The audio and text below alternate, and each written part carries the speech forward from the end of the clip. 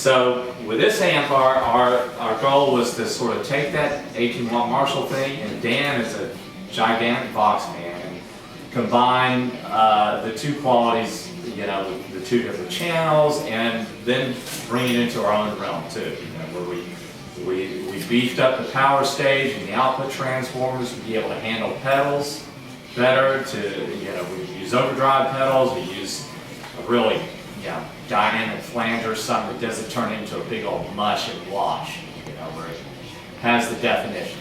That was our whole goal, and it's still, you know, my go-to amplifier to this day.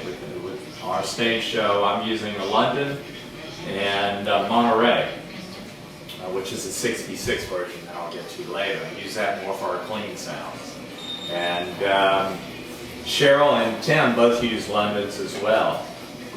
Tim's using, at this point, he AVs with a matchless. He uses he's always had his favorite matchless. So he'll either use one or the other or both together. It's a really good sound. And Cheryl uses her London, you know, with a telly. Can't go wrong. You know, so it sounds great. So the London, the first channel, as I was saying, is very Vox reminiscent. It has a Pinto tube, and it's an EF86 on the front end, which is originally a power tube for radio, if I remember correctly. But it was also used as a preamp tube in certain respects, and they were definitely using the AC-15s and the very earliest AC-30s. But it just, the main thing tonally that everybody loves about them, they're very temperamental too, but the tone, they have just the richest harmonics, even order harmonics. And what that means is, you know, you got your firsts, your thirds, your fifths, the nice even order, not the seconds and the fourths and the sixths that, you know, which electronically or to your ears or you know, is cool. It has its other purpose, you know, but those nice rich sonics, you know, and that means is, you know,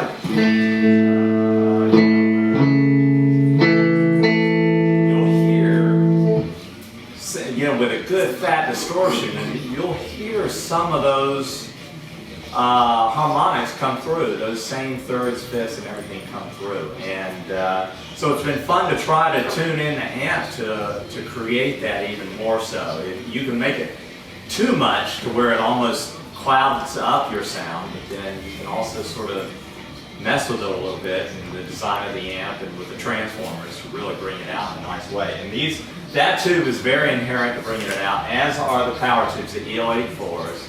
It's just a great sound. It's probably a little loud in this room here.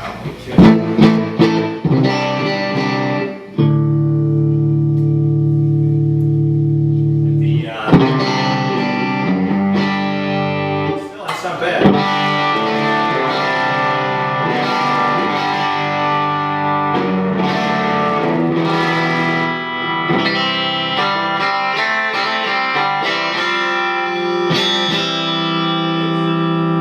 First thing I do is I destroy guitars.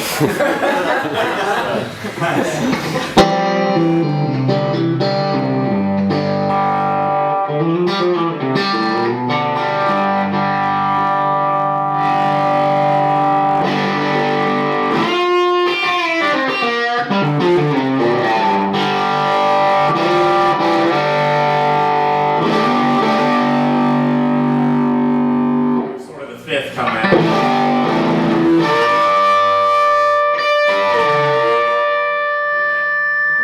Cry, you know?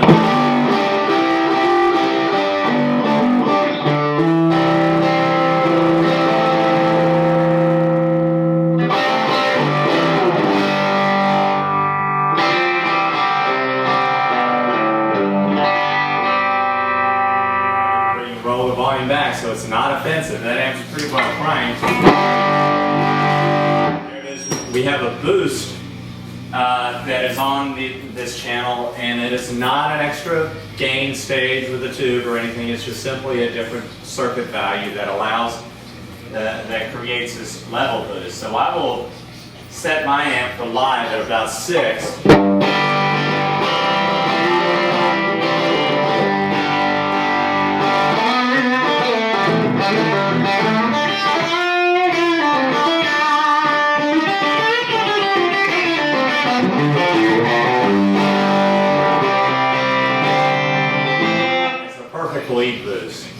much retains the exact same sound.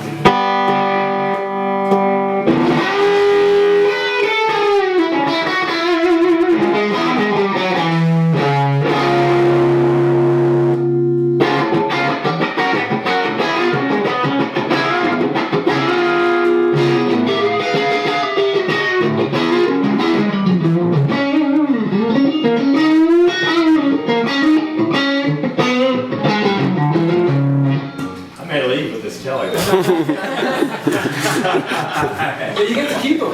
Yeah, that's part of the deal. Yeah. Thanks for suggesting that. All right, so on this channel, there's volume, there is a tone control. It just allows you to focus in a good point with the guitar. And then we have this switch on here called a color switch. And it serves sort of as a mid-range shift, sort of dumps the low end as you get into the higher register. It gets the mids more focused. So in here on the lowest end,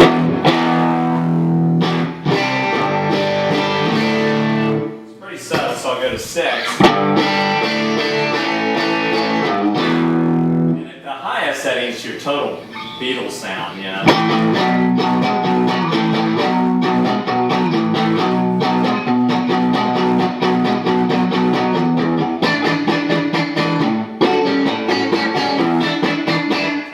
That kind of sound, you know, especially if you crank it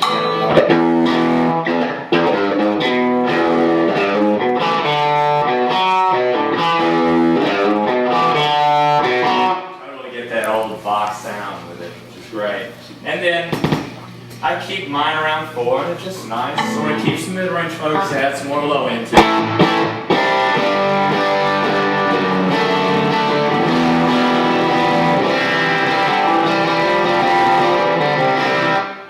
Not offensive to me standing here. It might be out there. You're going to get blasted. Not so bad. But the idea is that it isn't that ow, you know. It's a nice smooth top end that doesn't hurt. Would that be stage volume? Yeah. That's stage volume right now? Well, that's actually louder than our stage volume. Okay. Okay. I have an attenuator that knocks it back. Okay. I go back. It's a subtle. I said we use. My guitar tech made attenuators that are pretty much the air brake type circuit, which is a very simple circuit. And then that sounds like my phone. And so it's a subtle. We have it to where you can set how much, and we keep it where it just sort of takes off a little bit of that power on the top.